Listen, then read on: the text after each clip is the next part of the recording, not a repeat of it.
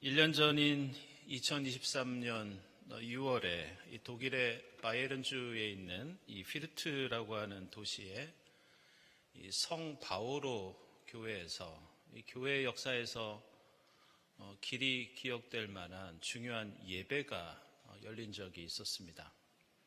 300명이 넘는 이 회중들이 함께 모여 예배를 드렸는데 예배당 전면에 설치된 화면 속에 목사가 나와서 다 같이 일어나서 찬양하심으로써 예배를 시작하겠습니다 라는 멘트와 함께 이 역사적인 예배가 시작되었습니다. 그때 그 화면 속에 목사가 이런 말을 했습니다. 친한 여러분, 독일의 개신교회 역사상 처음으로 제가 인공지능으로서 여러분 앞에서 설교하게 된 것을 큰 영광으로 생각합니다. 이런 멘트와 함께 설교를 시작했습니다.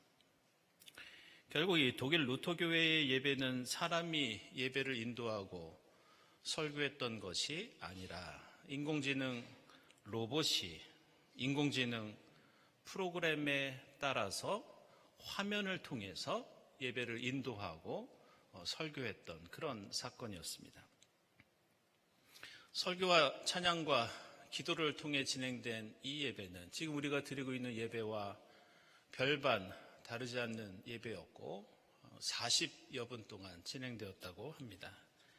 그리고 이 예배를 기획한 사람은 오스트리아의 이 빈 대학교에 있는 신학자이자 철학자인 요나스 침멀라인이라는 분이었는데 그분은 AP통신과의 인터뷰에서 자신이 이것을 처음에 시작했지만 결국 그 내용을 채우고 예배를 인도하고 말씀을 결정하고 설교를 한 98%는 인공지능이 한 것이라고 그렇게 밝혔습니다.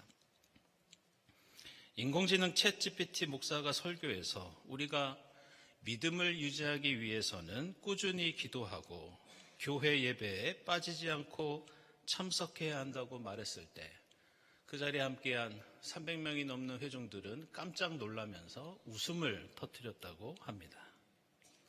그런데 그때 인공지능이 스스로 선택해서 봉독했던 말씀이 저는 지금까지도 기억에 남아 있습니다. 그 말씀이 전도서 3장 말씀인데 이런 내용을 갖고 있습니다. 모든 것은 때가 있다.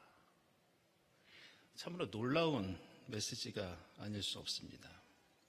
전문가들 중에서 85% 이상이 앞으로는 인간이 보조적인 역할을 하고 인공지능이 주도하는 예배가 언젠가는 올 것이라고 전망하고 있고 저도 강하게 동의합니다. 이미 한국 개신교회를 비롯해서 가톨릭과 불교, 우리 종교계에서는 인구 감소폭보다 더 급격하게 성직자가 되려는 사람들이 줄어들고 있습니다. 앞으로 우리에게 어떤 변화가 있을지, 세상이 어디를 향해서 나아갈지 아무도 모르는 그런 시대를 살고 있다고 하겠습니다.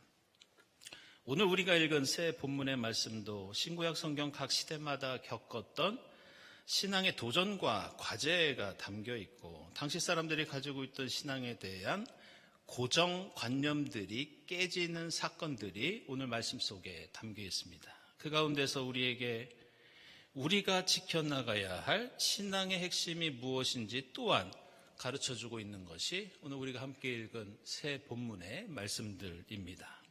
먼저 구약성경 보시면 아모스 예언자가 베델의 아마시아 제사장과 여로보암 왕에게 심판의 말씀을 선포하고 있습니다. 우리는 이 장면을 보면서 이것이 그다지 특별한 일이 아니라고 생각할 수 있지만 곰곰이 생각해 보면 이 장면은 매우 이례적인 사건이었습니다. 당시 베델의 아마시아 제사장은 북이스라엘을 대표하는 종교 지도자였고 그리고 여로보암은 그 나라를 다스리는 왕이었습니다. 그런데 북이스라엘의 정치와 종교를 이끄는 권위 있는 두 사람을 향해서 아모스가 이런 말씀을 선포합니다. 당신 여로보암은 칼에 찔려 죽고 이스라엘 백성은 틀림없이 사로잡혀서 그 살던 땅에서 떠나게 될 것이다. 그런데 우리는 이 말씀을 지금 누가 선포하고 있는지 주목할 필요가 있습니다. 이 아모스는 어떤 인물이었는지 살펴보면 사실 이 사람은 하나님의 말씀을 이렇게 왕과 제사장 앞에서 선포할 수 있는 신분이 아니었습니다. 오늘 말씀 보시면 아모스는 스스로 나는 정식 예언자가 아니다. 나는 예언자의 제자도 아니다. 지금 우리의 현실에 대비해서 생각해 보면 나는 목사도 아니고 나는 신학생도 아니다. 나는 가축들을 먹이고 돌 무화과를 가꾸는 목축업자라고 자신의 신분을 밝힙니다. 이어서 자신이 이렇게 베델까지 올라와서 제사장과 왕을 향해서 말씀을 선포하게 된 계기에 대해서 이렇게 말합니다. 주님께서 나를 양떼를 몰던 곳에서 붙잡아 내셔서 강제로 나를 주님의 백성에게로 가서 예언하라고 하셨다.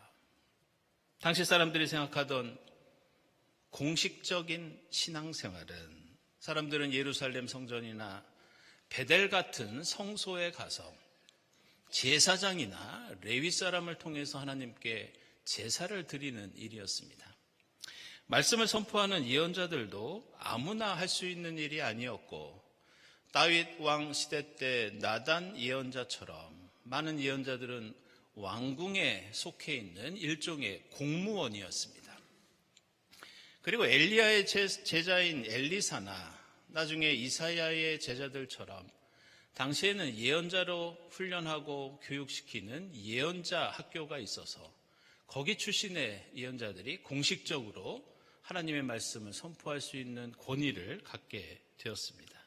그런데 아모스는 양떼를 몰던 사람이었고 느닷없이 예언을 한다고 베델에 있는 제사장과 왕을 향해서 그것도 복받으라는 말이 아니라 당신들은 모두 죽게 될 것이라는 무시무시한 심판의 말씀을 선포하고 있습니다.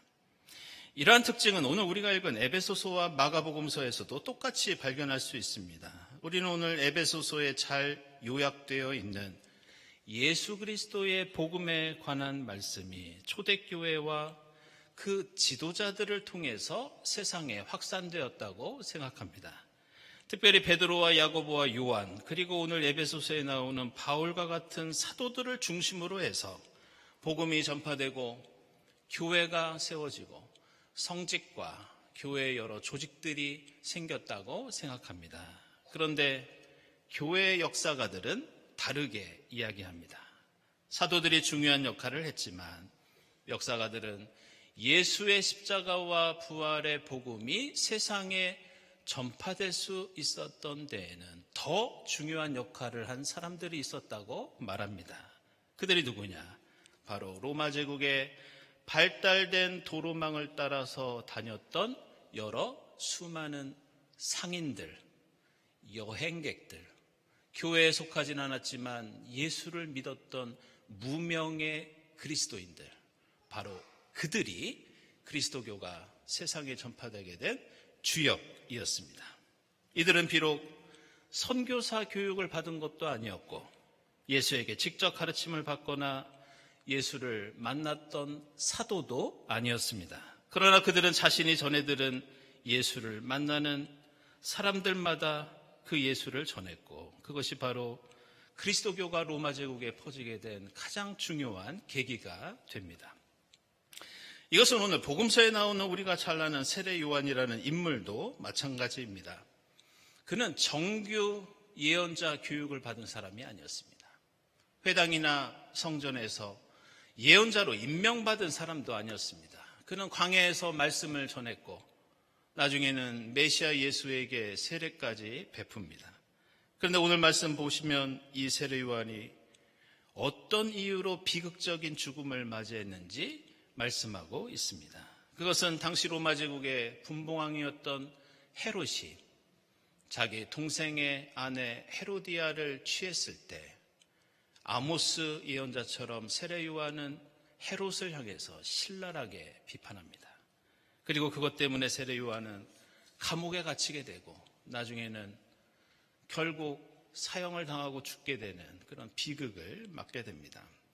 결국 오늘 말씀을 통해 우리는 아모스와 세례 요한, 예수의 복음을 확산시켰던 그리스도인들, 이들이 가지고 있는 공통된 특징을 발견할 수 있습니다.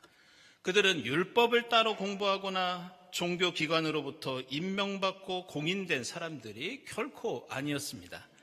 따라서 우리는 오늘 본문을 통해서 하나님의 일꾼으로서 하나님의 뜻을 세상에 펼치며 살았던 이러한 하나님의 구원 역사의 주역들이 가지고 있는 특징에 주목할 필요가 있습니다. 그들은 제사장도 아니었고 정식 예언자도 아니었습니다. 그들은 유대교의 랍비도 아니었고 그들은 사도도 아니었습니다. 그런데 어떻게 그들은 말씀을 선포하고 복음을 전하고 하나님의 뜻을 세상 속에 펼쳐갈 수 있었던 것인가? 그것은 바로 하나님의 영 때문이었습니다. 그들을 각자의 삶으로부터 붙잡아내어서 말씀을 전하게 하고 기적을 일으키고 사람들을 위로하고 사람들의 뜻을 펼치게 했던 것은 그들의 능력과 힘과 지혜가 아니라 세상이 공인하는 지식과 전통이 아니라 그들에게 역사하시는 성령이었습니다. 성령께서 그들을 부르시고 그들에게 힘과 지혜와 용기를 주심으로써 그들은 예언자가 되고 복음의 일꾼이 되었던 것을 알 수 있습니다. 따라서 우리는 하나님의 구원 역사 속에서 항상 변화와 도전이 있을 때마다 무엇이 새로운 역사를 이끌어 갔는지 우리는 주목해야 합니다. 그것은 전통도 아니고 지식도 아니고 세상의 권위도 아닙니다. 지금 우리 가운데 역사하시고 우리를 이끄시는 성령만이 그 도전을 이겨내게 하고 그 변화를 극복하게 하고 새로운 길과 역사를 열어가게 했던 것을 알 수 있습니다. 성경과 이스라엘 역사, 교회의 역사를 보면 하나님의 구원 역사 속에는 목사도 없고 제사장도 없고 성직자가 없을 때가 있었습니다. 예배와 설교가 없을 때도 있었고 심지어 교회와 신앙 공동체가 없던 때도 매우 길었습니다. 그리고 앞으로도 목사가 사라진 자리에 인공지능이 설 수 있고 가상 공간에서 우리가 예배를 드릴 수 있고 앞으로 우리에게 어떤 변화와 도전이 올지 알 수 없는 그런 시대를 우리는 살아갑니다. 그러나 하나님께서는 그 모든 변화 속에서도 달라진 환경 속에서도 그럼에도 불구하고 하나님께서는 성령을 통해서 끊임없이 일하고 계셨고 일할 것입니다. 그리고 그것은 앞으로 교회 공동체와 그리스도인 개인에게 어떤 변화가 생기더라도 어떤 위기와 어려움이 일어나더라도 변하지 않는 신앙의 절대적인 조건이자 핵심이라고 할 수 있습니다. 저는 유학 시절에 제가 아무래도 장로교 목사이다 보니 주로 더블린에 있는 장로교회에서 신앙생활을 했습니다. 하지만 한 군데 교회에만 출석한 것이 아니라 가능하면 여러 군데의 신앙생활을 좀 경험하고 싶어서 가톨릭 교회도 가고 성공회도 가고 한인교회도 가보고 여러 가지 경험들을 할 수 있었습니다. 그 중에서 지금까지 제게 가장 인상 깊고 또 많은 친교와 사랑을 나누었던 교회는 장로교회가 아니라 이 퀘이커 교회였습니다. 이 퀘이커가 생소한 분들도 계시겠지만 이 퀘이커는 17세기에 이 조지 폭스라고 하는 분이 창립한 그런 기독교 교파입니다. 퀘이커라는 말은 흔들린다, 흔들리는 사람 이런 뜻을 갖고 있는데 이러한 별칭이 그들에게 붙은 이유는 그들이 처음 그 교파가 생길 때 성령 체험을 통해서 몸이 떨리는 경험을 했기 때문에 그들을 퀘이커라고 그렇게 부릅니다. 제가 보고 경험했던 또 교회사에서 알고 있던 이 퀘이커가 가진 대표적인 특징이 있습니다. 그들은 엄청나게 봉사하고 엄청나게 사랑하고 절대적인 평화를 추구하면서 이 땅의 정의와 생명을 위해서 노력하는 매우 잘 알려진 그런 교파입니다. 제가 본 어떤 분은 그곳에서 아프리카로 혼자 여행을 떠납니다. 자비를 들여서 아프리카에 가서 봉사활동을 하고 거기에서 좋은 청년을 만나면 데려다가 아일랜드에 있는 자신의 집에서 먹여주고 재워주면서 자비를 들여서 유학 공부까지 시키는 걸 봤습니다. 퀘이커 교우 중에서 임산부, 이주 여성을 도와준 일화를 제가 아직도 기억하고 있습니다. 그 임산부는 차가 없어서 한밤중에 진통이 오면 어떻게 할지 몰라서 이 퀘이커 교도한테 부탁을 했습니다.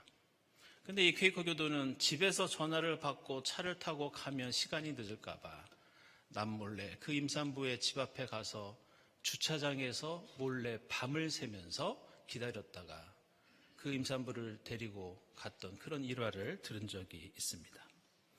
저희 가정도 그분들에게 많은 도움을 받았는데요. 제가 처음에 적응이 조금 힘들 때 우리 교회 같으면 이제 권사님 같은 두 퀘이커 교도 실비아 헬렌이라는 분이 저를 데리고 더블린에 있는 항구에 있는 산책길로 데려간 적이 있습니다. 거기서 산책하고 커피도 사주면서 제게 그런 농담을 했던 기억이 납니다. 영섭, 이 항구를 드나드는 수많은 크고 작은 배들을 한번 봐봐. 이 배들은 우리가 너를 위해서 어제부터 미리 준비한 배들이야. 그러니 힘들더라도 용기를 내렴. 이런 얘기를 들은 적이 있습니다.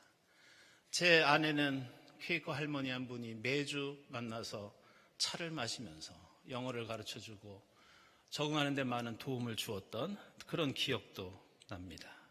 그런데 우리가 알아야 할 것은 퀘이커들은 주일마다 모여서 모임을 하고 예배를 드리는데 이 공동체에는 목사가, 성직자가 없습니다. 그들의 모임과 예배에는 설교도 없고 찬송도 없고 그저 함께 모여서 침묵 가운데 묵상하는 것이 전부입니다.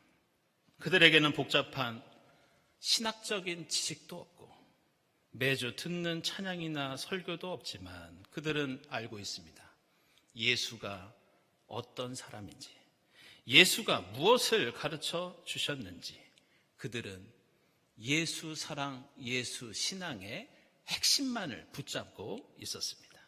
하지만 그들은 그저 성령의 인도하심에 따라서 원수까지 사랑하는 주님의 가르침 하나 붙잡고 입이 아니라 머리가 아니라 땀 흘리고 눈물 흘리면서 삶으로 예수 사랑을 실천했던 것을 저는 볼 수 있었습니다.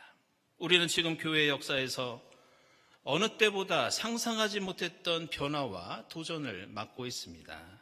우리가 확신에 찬 목소리로 당연하게 생각했던 신앙생활은 이런 것이야. 예배는 이런 것이야. 말씀은 이런 것이야. 엄밀히 말하면 그 모든 것은 지금도 바뀌고 있고 언제 어떻게 변화될지 모르는 그런 상황을 맞고 있습니다. 앞으로는 우리가 읽고 있는 성경조차도 절대적이지 않고 우리가 드리는 예배도 이 교회라는 교회 공동체도 절대적인 의미를 갖고 있지 않습니다. 그러나 세월이 달라지고 환경이 바뀌어도 바뀌지 않는 단 하나의 사실은 하나님께서는 성령을 통해서 항상 일하고 계시고 성령이 충만한 사람들을 통해서 새 역사를 만들어 오셨고 앞으로도 새 역사를 열어가신다는 것, 이것만큼은 바뀌지 않는 신앙의 진리입니다. 비록 여러분은 목사도 아니고 제사장도 아니고 여러분은 예언자도 아니지만 주의 영이 여러분에게 임하실 때 여러분은 아모스가 되고 세례 요한이 되고 복음의 일꾼이 된다는 것을 잊지 마시기를 바랍니다. 성령 강림의 절기를 보내면서 우리에게 힘들고 어려운 일이 있더라도 성령의 역사에 이끌리어 위로받고 힘을 얻고 새로운 생명의 역사를 이루어가는 여러분이 될 수 있기를 축원합니다. 기도하겠습니다. 하나님 감사합니다. 저희에게 성령을 보내주시어 주님의 제자로, 일꾼으로, 예언자로 삼아주시니 감사합니다.